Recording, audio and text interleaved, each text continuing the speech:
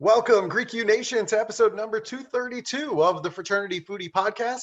I'm your host, Mike Eilon, CEO of Greek University. I'm a speaker and a two-time author. Our second book, From Letters to Leaders, Redefining New Member Education and Leveraging Belonging to Eliminate Hazing, is available now. So go and pick up that book today on Amazon. We call these episodes the Fraternity Foodie Podcast because there's nothing like great food to bring college students together.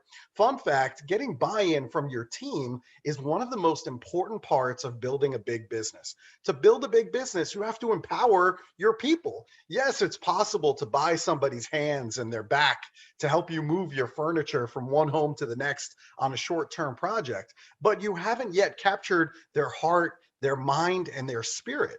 To do that, you have to inspire people to reach deep within themselves and commit themselves to a higher cause or a higher purpose, something much bigger than themselves. Perhaps that's why fraternity and sorority has been so successful over the last century. We're committed to doing service and making our communities better in the process. And the more people we have committed to that, the more we can make this world a better place together.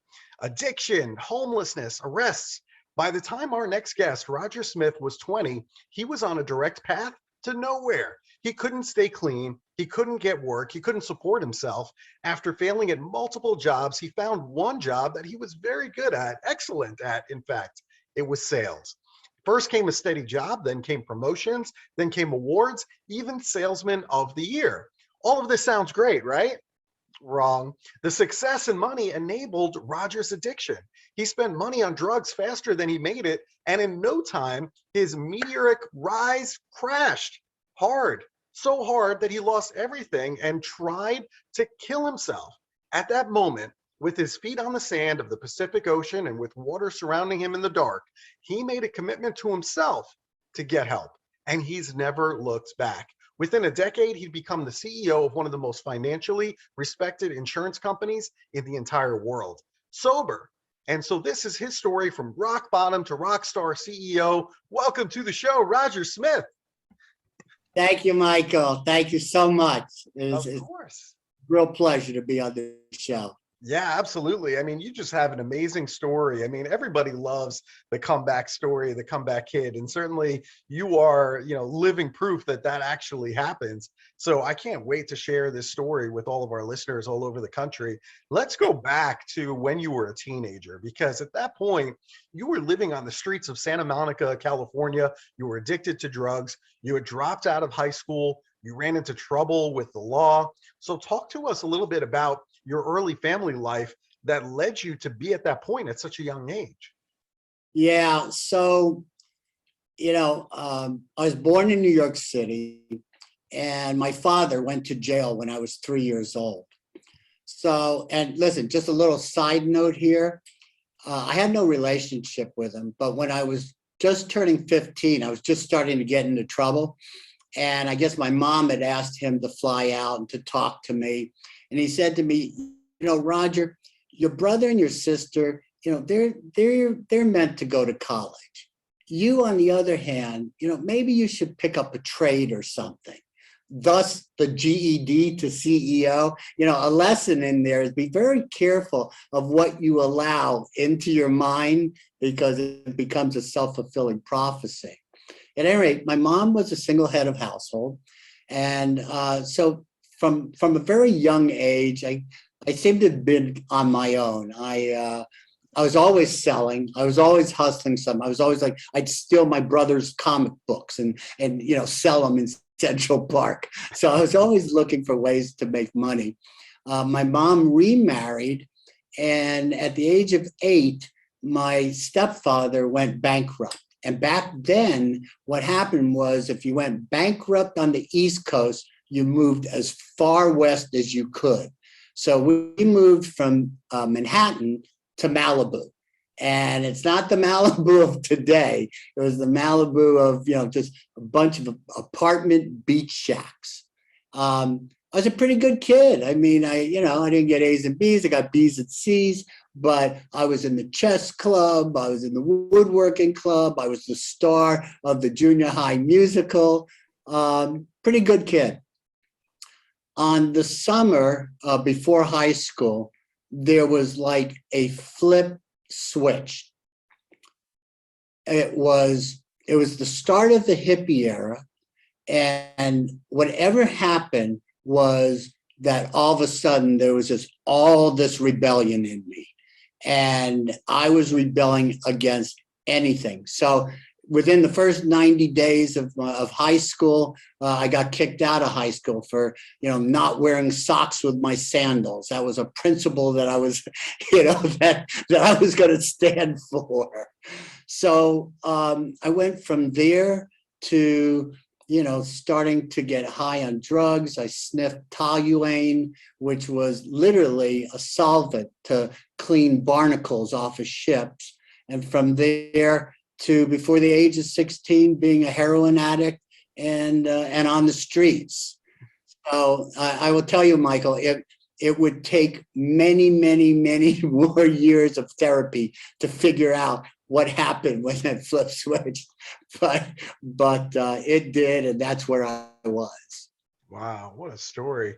And then, the next part of the story is that your best friend was shot right next to you while you were running away from a failed robbery attempt. Talk to our listeners about what happened that day. Yeah, so Greg was he was my best friend, a very charismatic kid, pushing the envelope. And it started off, it was the evening, and we were always hanging around the evenings getting high. And we're walking down the street, and all of a sudden he grabs a trash can and he throws it through the window of this pawn shop, grabs stuff. We start running, and I guess the pawn shop owner must have been in the back. He came out and he shot, and Greg fell right next to me. I kept running, and it's one of those places where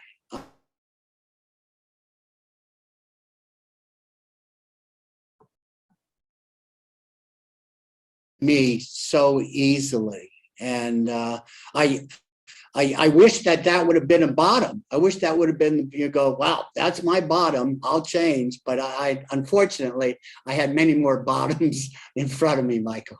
Wow, that's a scary story. I mean, oh my goodness, I can't even imagine something like that happening. And obviously this continued, in terms of your behavior and getting high. I mean, how did you finally get clean, get your mind right, and then get your career back? So, I was a 20-year functioning addict. I remember the night I was living in a little cottage in Malibu, and I'm on my hands and knees, and I'm searching through the carpet for little slivers of crack cocaine, and for hours and hours. And by the way, that picture right there is the picture that I keep in front of my mind at all times, because I never, ever, ever want to go back there. And I remember thinking right then, you know what, this life isn't for me. Nothing good is going to happen. And I just was going to walk into the ocean and just end it, just walk downstairs and walk in the ocean. I didn't. And I ended up going into rehab the next day. And finding a rehab back then, that, 35 years ago, that wasn't easy. I think there was like 4 in the state at that time. But I will tell you that it takes so much negative energy to be an addict. And all of a sudden, when you're sober, if you could take all that energy and all of a sudden move it positive and move it towards your career, I'm telling you, Michael, it was like turbojets. It was like all of a sudden, everything was moving forward and was moving forward positive, I think that's what really was a turning point in my life and a turning point in my career. Mm-hmm. I'm just wondering, I mean, I'm sure you have a lot of regret about your early years. I mean, you told the story about your best friend getting shot and all kinds of things happened along the way. How do you overcome that regret? How do you forgive yourself after you're clean? Yeah, that's a great question. And I got to tell you, the only way that I have figured out how to do it is to try to inspire as many people as I can. So the purpose of the book that I just wrote is to inspire people. And it doesn't have to be as drastic as it was, but even people that they're feeling stuck. They're feeling stuck in their lives. They don't know where they're going. They don't know what's going to happen. And the book hopefully inspires you and goes, wow, I mean, if that guy could do it, imagine what I can do. And that's right. Imagine what you can do. And so I just try to inspire people, motivate people. And you know what? Maybe that's my payback. Maybe that's the way that I kind of get rid of the pain and the regrets that I have. Yeah, what a story. His book is called The Most Unlikely Leader. So go and pick up Roger Smith's book today because, wow, what a story. And I'm sure there are people that you might be able to see some signs where somebody is a functioning addict like you were for 20 years because it's hard to keep all of that covered up. There are signs that, hey, maybe something is wrong here. So, what are those signs in somebody who is a functioning addict? And then how do you go and get help from that point? So yeah, unfortunately, that really is a curse. You know, it'd be nice if you weren't a functioning addict and you just fell and then you moved on. But Mhm. unfortunately, that wasn't my case. Um, I think that what happens is you start to burn the candle at both ends and you rationalize it. You know, you go, well, I work as hard as I play and I play as hard as I work, but it is not sustainable. And so what you'll find is you'll have bursts of success and then periods of self-destruction, bursts of success, periods of self-destruction, you know, one step forward, three steps back. And as I said, it is not sustainable. As far as getting help, the interesting thing is that people have probably been trying to help you for quite some time. Your friends, your family. It's not like it's hidden. They know what's going on and they've been trying to help you. So then it's just a matter of saying, okay, yes, I want the help. I need the help. You know, of course, all the meetings, AACA, NAGA, you know, all of those, when you go to a meeting, you realize, wow, I'm not alone here. There are people just like me, you know, going through the exact same things, and it gives you hope, and it gives you hope. Yeah. Well, thank you very much for sharing that. I think that's great information. Anytime somebody sees, those periods of success, three steps back, obviously there's a big problem there, and hopefully we can get help to that person. You're the former president and CEO of American Income Life Insurance, which is a huge life insurance company that actually started in 1951. And you obviously know how to make a good impression. Nobody gets to that level unless you know how to make a great impression. So for all of our listeners that are college students, new professionals, how do you take control of a room in 3 easy steps? So um, you're going to hear me talk a lot in the next few minutes about trust, because trust is so important. And part of taking control in a room is about building rapport, building trust. So, you know, as a salesperson, we did like a mom and pop at the table sale, and I was entering people's homes. And so people display things that they're proud of, you know, whether it's a trophy, a plaque, a picture, you know, something that they're proud of that they put on that mantle. And it was my job as a salesperson to start to create that rapport, create that trust, and talk about the things that they're proud of. Try to get them talking about those things and create that conversation. On the big stage, I've never walked directly onto a stage. I've always walked from the side or from the back of the room. And I purposely did that because on the way down, I want to be shaking hands. I want to connect with this room. I want to touch it. And so by entering and shaking hands, it's the same thing. I'm starting to create that rapport. I'm starting to create that trust. Sometimes I'll move people physically around in sales, that mom and pop kitchen table thing. I'd have the wife get me a glass of water because later on she was going to have to get the checkbook and write a check to me. So, through physical action, and even in a big room, if I see there are people in the back, open seats in the front, I'm going to start physically moving people around to start, gaining control. Practice what you are going to say or do. Practice so much that when you come into that room, you exude confidence. If you're not confident, they're going to feel it. And so just work hard at whatever you're going to do, say, so that that confidence comes out. And just one other thing on that, and this is super important. People want to believe in what you're saying. And in order for them to believe in what you're saying, you better believe in it.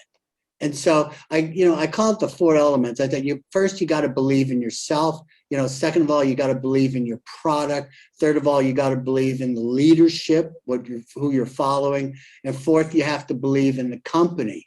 And if you can believe in all these things, walk into a room and have that strong belief, they're going to know you believe. They're going to feel your passion, feel your belief, and you're going to be able to control what goes on in that room. Wow, that's great advice. I mean, even as a speaker, somebody who, speaks on a weekly basis on college campuses, even I'm picking up tips of things that I need to do, which is fantastic. So I love it. I mean, I learn just as much as our listeners do many times. Now all I have to do is remember my own tips, but otherwise. That's right. Now, one other thing that, since, we're talking about college students, I mean, mentorship is really an important thing for successful college students, for new professionals, even veterans in the industry. I think it's important for them to have mentors. So what is the power of multiple mentors? So this is such a great question. And I'm going to tell you, it has made the difference in my career. First of all, with the multiple mentors, just remember that you're adding on. It's not like, I had a mentor, now I'm replacing it with this new mentor. You're adding on to that knowledge. So my first mentor was my stepfather, and he's the one who brought me into the business. And he was a closer. And so, he taught me that art of the sale, that rapport all the way, to the close and the button up. My second mentor was the founder of the insurance company that I ended up running. And he taught us about the social injustices in the world, and keeping mindful of that. He also taught us about patience. And when we get into leadership roles, it's amazing how impatient we get. It's like, hey, I just told you, don't you get it yet? And the reality of it is, you didn't get it on the first time. Why are you expecting them to get it on the first time? So just be patient with people. And also he taught me to look for the potential in people. I know that he sure looked for the potential in me because I was rough, very rough.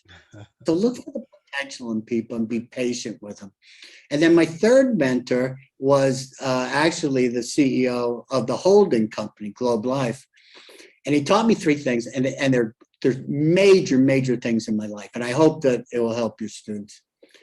Number 1, he said, nothing's as good as it seems, and nothing's as bad as it seems.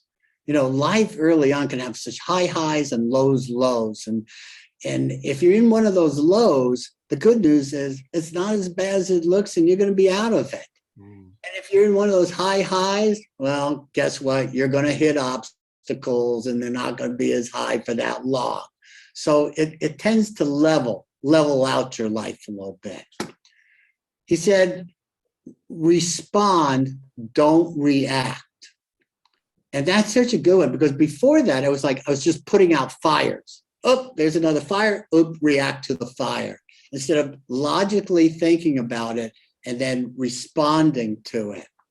And the last thing was about motivation. And I was kind of taught, that you use emotion for everything. So therefore, if it was positive, I was happy slapping him on the back. And if it was negative, I was yelling at him. Well, that's not a good thing. And so what he taught me is use that emotion for positive motivation. But when it comes to negative motivation, when you have to deal with something, deal with data. Let the data speak for it. Take the emotion out of the deal and let the data speak for it. And that really, really changed the way that I led people. It's almost like, I read Maxwell's book, The 21 Irrefutable Laws of Leadership. And I remember reading it early on and going, darn, I've like broken every law. I got a lot of work ahead of me here. So, yeah. Well, listen, those are some great tips. I know our listeners are going to absolutely love that. And you're right about those low points. I mean, the low points are going to happen to all of us, no matter how successful we may be over a lifetime. There's going to be those low points. But, when those low points hit, just understand that tomorrow it's going to look a little bit better. So it's like sometimes you just need to give it some room, give it some time to breathe before you react. And that kind of gets into, the react versus respond, right? And so if you give it that room, tomorrow morning, you're going to look at it with fresh eyes and be like, you know what? It wasn't as bad as it was yesterday. The next day will be even better. It's so interesting. That's great stuff. So, there might be students that are listening right now that are in organizations, could be student organization like a fraternity or sorority, and maybe things aren't going very well. And so what are 3 decisions that the people listening today need to make in order to turn their organization around?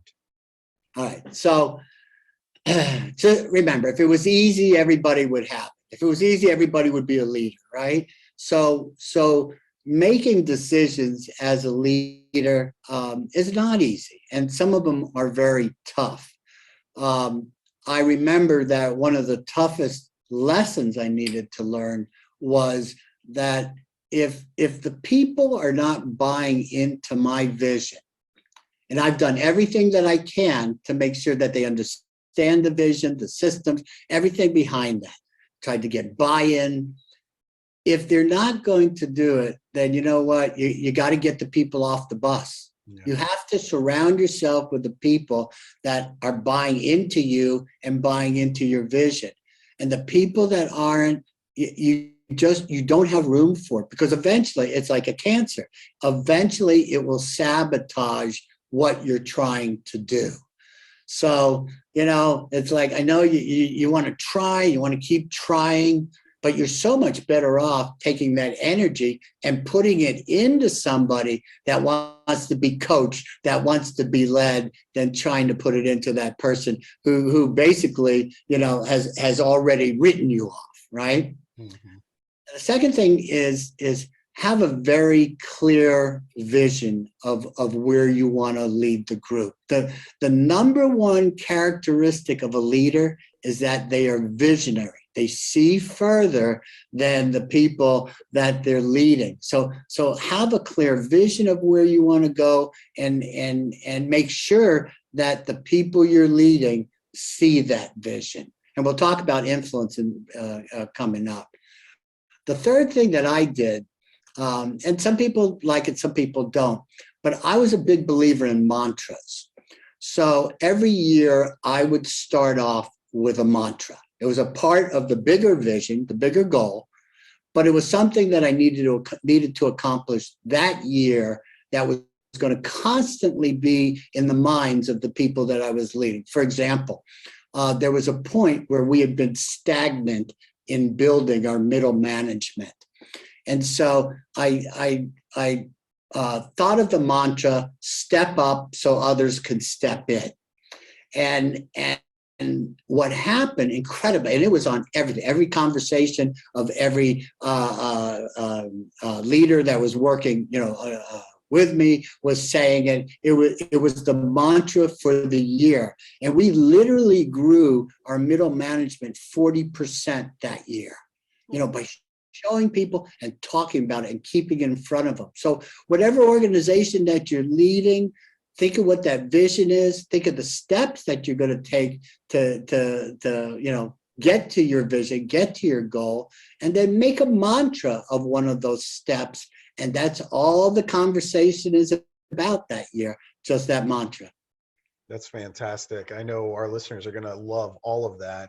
And, I think the final thing that I think about when I think about these student organizations and the student leaders that are listening right now, a lot of these organizations are really being run by like 2 or 3 people, right? I mean, it's the 5% that do all the work and the 95% are in the background somewhere.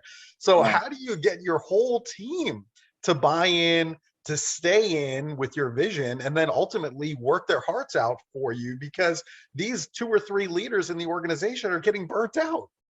Yes, for sure. So, yeah, I mean, just first of all, start off with the premise that if you have a title in that organization, it doesn't mean anything. Okay, I mean, you have to earn whatever you're going to want. So now you've got this vision of where you want to take the organization. The most important part that comes next is you've got to gain influence. Otherwise, it's just you with the vision walking alone. And you don't want that. You want your team. You want everybody buying in and helping to get to that goal. So you gain influence a couple ways. One way is that you get results. People trust results. So they don't have to be huge, but they have to be small results that the people that are following you are saying, wow, I guess he knows what he's talking about. Okay, yeah, I'm going to buy in. I see what's happening. Life for me is a little bit better today because of that decision he made, and I'm going to buy in. That's trust. The other part of trust is that they have to know that you sincerely care about them. And I don't mean that you care about them for your own good and your own results. I mean that you care about them, their families, their concerns, their fears, that you're truly, truly concerned about them. And when they know that you care, that you really, really, really, really care, then that trust goes through the roof. And so now what happens is you now have a team of people who see your vision, that have bought into your vision, that you're able to influence, they trust you. And as a team, they're not only going to do whatever they can for you, but they're going to do whatever they can for the team, because they don't want to let the team down and they don't want to let you down. And that's a great combination to have when you're leading a group of people. Man, that's a phenomenal answer. I love everything about it. I think you're right on the money. So you've just given a great lesson to our college students today. No question about it. And, we do love good food here at the Fraternity Foodie Podcast. So I'm wondering, you spend a lot of time in Dallas. What's your favorite restaurant out there? Well, I got to tell you something. It's one of my favorite restaurants anywhere. And I've eaten at a lot of restaurants. So I'm a big sushi fan. All right. At one point, I was going to eat at every Nobu all over the world, right? But I found a sushi place. It actually started in Austin. They opened one up in Dallas. They now have one in Florida, and it's called Uchi Sushi.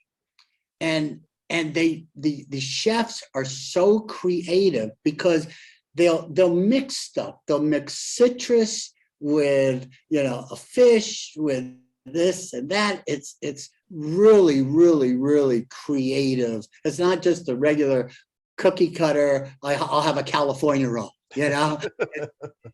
It's sushi that's creative, that's really tasty. And if you're in Texas or if you're in Miami, oh my gosh, you're You'll love it. You'll love it. I Yeah, know you. I'm gonna have to go and check that out. I don't have good sushi. I'm also born in New York City, so there's definitely some good sushi there in New York, which is fantastic. And but living in Nashville, there is no good sushi here. It's just The ocean isn't close, is no, it? the ocean is nowhere close. So whatever sushi you're getting, let me tell you, it is flown in or it's brought in by a truck. It is not fresh. For sure.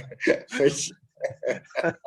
Well, this has been a lot of fun, Roger. So if our listeners want to pick up your book, it's called The Most Unlikely Leader. And of course, it's by Roger Smith, or perhaps they want to get you to come and speak on their college campus, because obviously you have lots of great information to share with students. Where should they go to connect with you? So you can go to rogersmith.me, and that's my landing page. You can order, it's a pre-order right now. The book publishes May, but you can pre-order the book, the bio's there, and then the links to each of my social media is also on there. So you can just about find anything. My email is GED2CEO@iCloud.com. If you want to email me, if you ever, need just some advice and you just want to, a quick question about leadership or anything, not an issue at all. That is fantastic. RogerSmith.me. Go and pre-order his book. It's called The Most Unlikely Leader, due out in May. And I'm telling you, this guy's story is incredible, and all the nuggets that he's sharing with you, boy, oh boy, this is the kind of mentor that every college student needs. So congratulations on all the success. Thank you so much for sharing this wisdom with college students that are just trying to make it.